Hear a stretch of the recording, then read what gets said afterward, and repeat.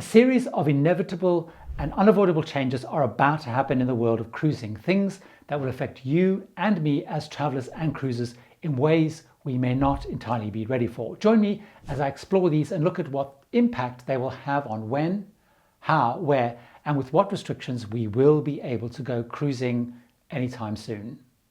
One thing I'm asked pretty much every day is around if we will need vaccines to cruise, and I want to discuss what is looking increasingly inevitable on this particular topic. There are 4 developments that you need to know about that make the direction of traffic clearer and clearer, certainly in my view, and it'd be good to know what you think. First, as you know, some lines have already confirmed they will require vaccines before you can cruise. How many more will join that? We actually don't know at this time, but it seems to me very unlikely it will just be Crystal Cruises, who've actually just announced it, joining Saga Cruises in the UK and American Steamboat and Victory Cruises in the USA.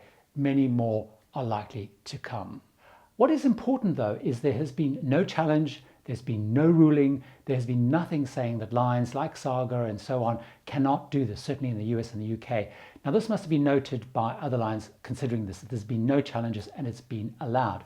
Secondly, even if lines do not make it required, some are already adding vaccines as one of the 3 options cruisers have to comply with before sailing with them. So for example, Avalon Waterways, which is part of the Globus group, and they've done that for all of their land-based trips too, they now say you will have to prove one of 3 things.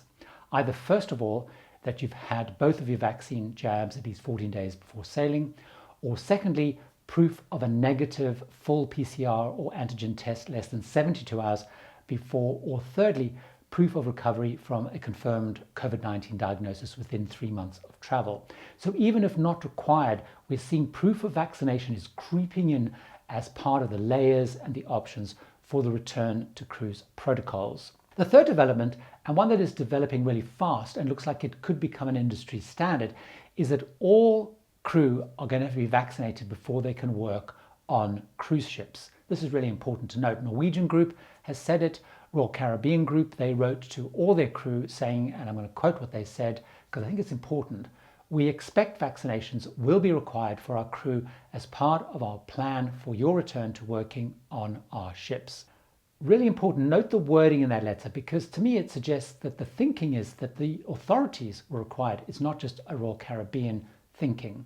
Another line to go public on the crew issue is the British cruise line Swan Hellenic. They specialize in expedition cruises and they confirmed again that they will require all their crew members to receive the vaccine before they're able to start work on board. The 3 big questions for me on cruise vaccinations is first, how it's going to be possible within the current systems and the pace of rollout. Second is around what it means for the timing for the return of cruising, as it will suggest it delays it later and later into 2021 because even in countries ahead in the vaccine process, they are not going to be getting to the age groups that cover most of the crew until well into the second half of the year. And of course, many of the crew come from third world countries, which are even slower. Vaccines, from my understanding, and I might be wrong on this, but from my understanding, they can't be bought by private companies to circumvent those state rollouts.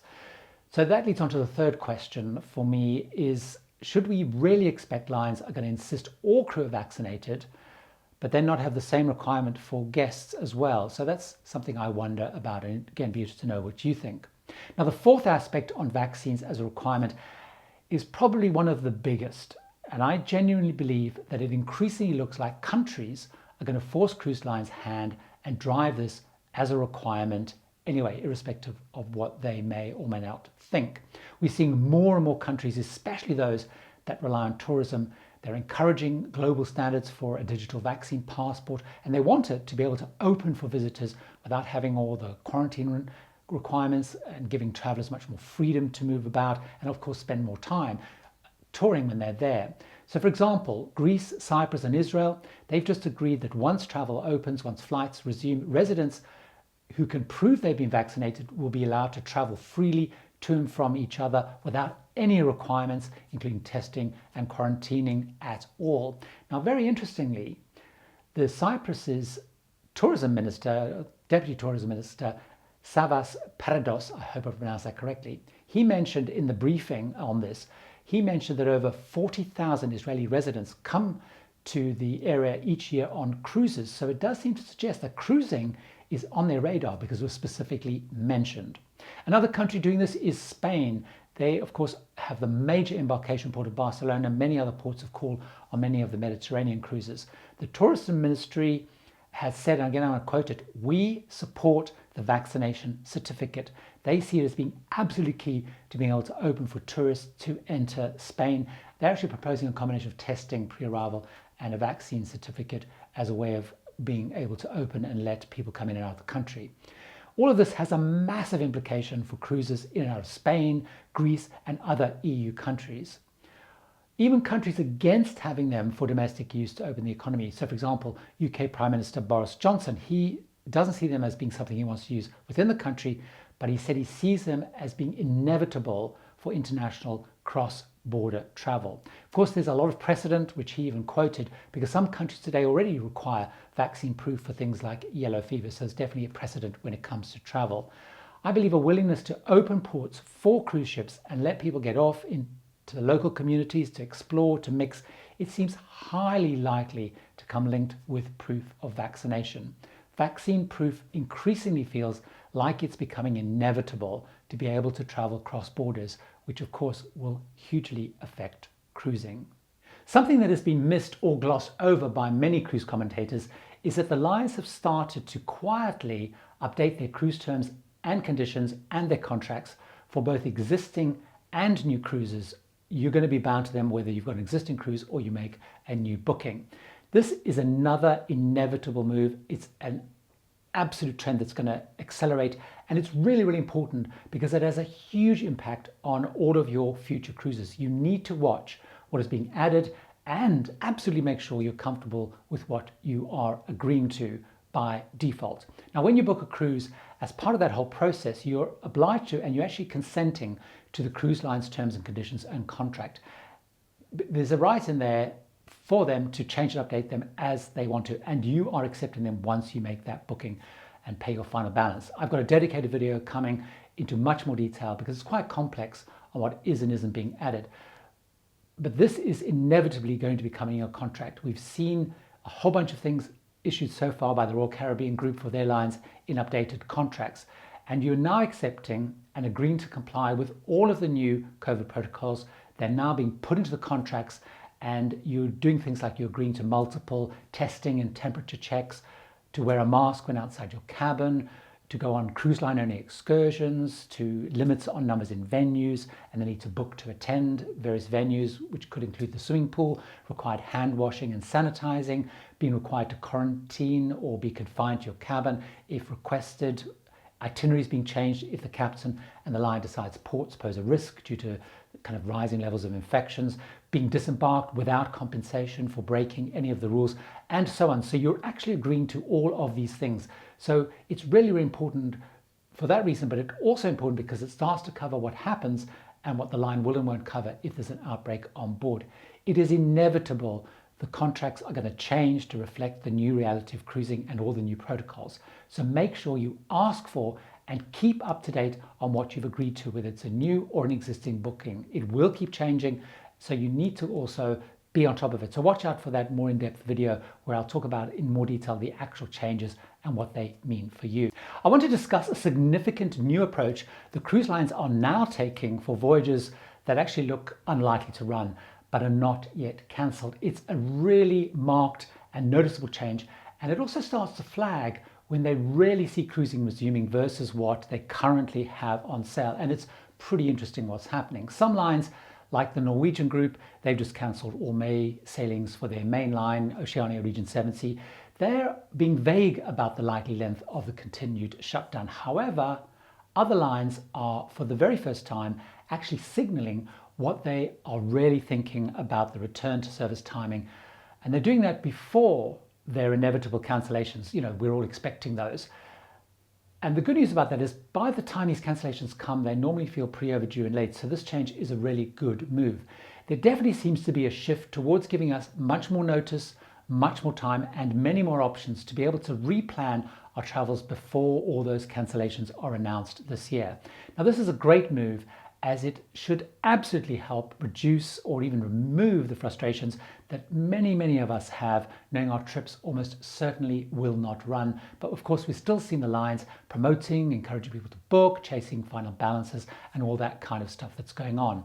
So what are the 4 things that I'm seeing, all of which point to an inevitable outcome, I think, anyway? So see if you agree. So first of all, the lines are taking cruises off sale much earlier when they think they will not run. They're not cancelling them right away, but they are stopping selling trips unfairly to people who, of course, assume because they're on sale, the chances of them going are high. So, for example, Disney Cruises took all of May off sale many weeks ago, and way before Norwegian and others started cancelling their cruises into June. So we're seeing that happening much more now. Now, all the lines, of course, as you probably know, stopped selling Alaska and Canada as soon as the ban came out, while they figure out all the different options. Cunard has joined all the other lines, stopping trips and crossings over 7 nights due to the CDC rules and so on. So they're taking them off sale much earlier. It's important to note, though, that lines don't always flag that they've done that. So keep a watch on the website is actually the best way to follow this. It acts as a very early indicator of where they're thinking. But secondly, much more recent and very welcome development is the lines are now making it clear that advertised cruises are unlikely to happen until after July and are starting to offer you options. Now, borders are firmly closed around the world. Countries are fearing, importing all those new, more infectious COVID variants. There's still high levels of infections, still high level of deaths. The vaccines are still rolling out. There's a long way to go. But there's little sign of movement or even enthusiasm by authorities like the CDC in all those major cruise embarkation countries. So you're talking the US, you're talking UK, Canada, of course, Spain, Australia, and so on and so on. There's just no enthusiasm to open for international travel of any kind, let alone approving cruise resumption. So everybody knows also that there's little sign of borders opening for travelers, and definitely opening to cruises to be able to even sail between and in and out of ports. So although most cruise lines show May or now June increasingly as the hopeful return date around the world, it's clear this will not happen. And we're starting to see more ports as well in public saying they're not expecting ships until much later in the year. Tampa, for example, has just come out saying at best they're expecting ships in the last quarter of this year. Port Canaveral, as I've mentioned before, are indicating the earliest they see is July and onwards. But what we are now seeing is this new development coming from the cruise lines, which are signaling this. So although they're still selling cruises, they're signaling something else is going along. And they're giving a completely new approach to give travelers like you and me who've got cruises booked until the middle of the year a chance to cancel them and actually go for a full refund and not just future cruise credit. The most recent of these was an announcement by Carnival Cruise Line, which again pretty much flagged that regular cruising out of the US is definitely not expected to resume until at least after July. But separate to that, what's really important is they are now allowing anyone who's got a cruise that's due to depart before the 31st of July, they're giving you the ability to cancel and get a full cash refund if you do that before the end of March. You can hold on to the booking and they'll incentivize you with a $100 bonus onboard credit. Now, in the announcement, they pretty much said that all of the advertised cruises and the advertised return date is not going to happen because progress on that CDC framework will not have progressed very much, and they pretty much start the announcement with that. Of course, when it comes to Alaska, lines including Royal Caribbean and others are starting to offer a lift and shift where you can take your trip in 2021, move it to 2022, hold the price, hold the offers if you move it to the same ship and roughly the same date as you had in 2021.